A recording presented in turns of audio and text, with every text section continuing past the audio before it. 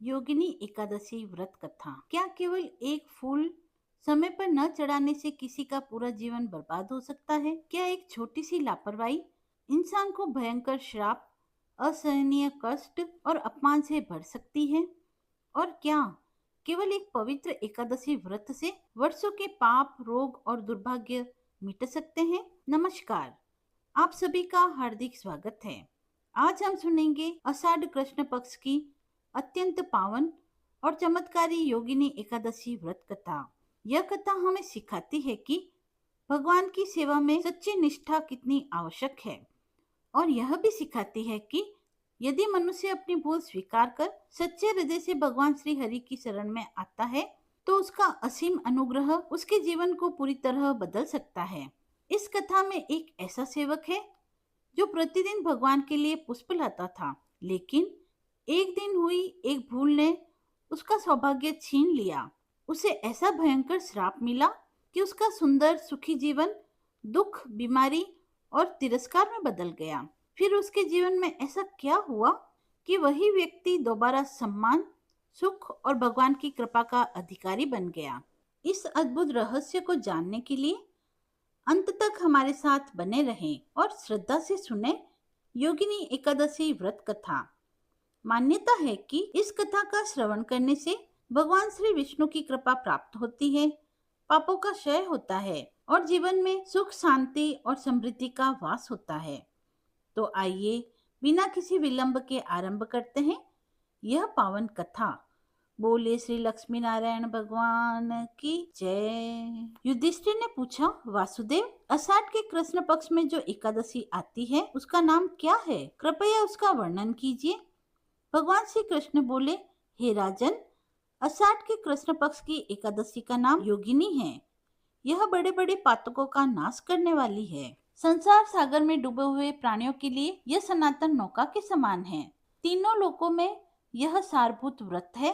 मैं तुम्हें इससे संबंधित एक कथा सुनाता हूँ, ध्यान पूर्वक श्रवण करो। अलकापुरी में राजाधिराज कुबेर रहते हैं। वे सदा भगवान शिव की भक्ति में तत्पर रहने वाले हैं। उनके हेममाली नाम वाला एक यक्ष सेवक था जो पूजा के लिए पुष्प लाया करता था। हेममाली की पत्नी बहुत सुंदर थी और उसका नाम था विशालाक्षी। वह यक्ष काम पास में आबद्ध होकर सदा अपनी पत्नी में आसक्त रहता था। एक दिन की बात है, हेममाली मानसरोवर से पुष्प लाकर अपने घर में ही ठहर गया और पत्नी के प्रेम का रसास्वादन करने लगा। अतः कुबेर के भवन में वह न जा सका। इधर कुबेर मंदिर में बैठकर शिव पूजा को प्रारंभ कर चुके थे। उन्होंने दोपहर तक पुष्प आने की प्रतीक्षा की। जब पूजा का समय व्यतीत हो गया तो यक्षराज ने कुपित होकर सेवकों से पूछा, यक्षों, दुरात्मा हेममाली क्यों नहीं आ रहा है? इस बात का पता लगाओ। यक्षों ने कहा, राजन, वह तो पत्नी की कामना से आसक्त हो अपनी इच्छा के अनुसार घर में ही रमण कर रहा है। उनकी बात सुनकर कुबेर क्रोध से भर गए और तुरंत ही हेममाली को बुलवाया। देर हुई जानकर हेममाली के नेत्र भय से व्याकुल हो गए। वह आकर कुबेर जी के सामने खड़ा हो गया। उसे देखकर कुबेर की आंखें क्रोध से लाल हो गई। वे बोले, ओ पापी, ओ दुष्ट, ओ दुराचारी, तूने भगवान की अवहेलना की है। अतः क्रोध से युक्त और अपनी उस प्रियतमा से वियुक्त होकर इस स्थान से भ्रष्ट होकर अन्यत्र चला जा। कुबेर के ऐसा कहने पर वह उस स्थान से नीचे गिर गया। उस समय उसके हृदय में महान दुख हुआ। कोड़ों से सारा शरीर पीड़ित था, परंतु शिव पूजा के प्रभाव से उसकी स्मरण शक्ति लुप्त नहीं हुई थी। पातक से दबा होने पर भी वह अपने पूर्व कर्म को याद रखता था। तदंतर इधर उधर घूमता हुआ वह पर्वतों में श्रेष्ठ मेरुगिरी के शिखर पर गया। वहां उसे तपस्या के पुंज मुनिवर मार्कंडेय जी के दर्शन हुए। पाप कर्मा यक्ष ने दूर से ही मुनिवर के चरणों में प्रणाम किया। मुनिवर मार्कंडेय ने उसे भय से कांपते देखकर परोपकार की इच्छा से निकट बुलाकर कहा, तुझे कोढ़ के रोग ने कैसे दबा लिया? तू क्यों इतना अधिक निंदनीय जान पड़ता है? यक्ष बोला, मुने, मैं कुबेर का अनुचर हूँ। मेरा नाम हेममाली है। मैं प्रतिदिन मानसरोवर से पुष्प लेकर शिव पूजा के समय कुबेर को दिया करता था। एक दिन पत्नी के सुख में फंस जाने के कारण मुझे समय का भान नहीं रहा, अतः राजाधिराज कुबेर ने कुपित होकर मुझे श्राप दे दिया, जिससे मैं क्रोध से आक्रांत होकर अपनी प्रियतमा से बिछुड़ गया। मुनि श्रेष्ठ, इस समय किसी शुभ कर्म के प्रभाव से मैं आपके निकट आ पहुंचा हूँ। संतों का चित्त स्वभावतः परोपकार में लगा रहता है। यह जानकर मुझ अपराधी को कर्तव्य का उपदेश दीजिए। मार्कंडे जी ने कहा, तुमने यहाँ सच्ची बात कही है, असत्य भाषण नहीं किया है, इसीलिए मैं तुम्हें कल्याणप्रद व्रत का उपदेश करता हूँ। तुम आषाढ़ के कृष्ण पक्ष में योगिनी एकादशी का व्रत करो।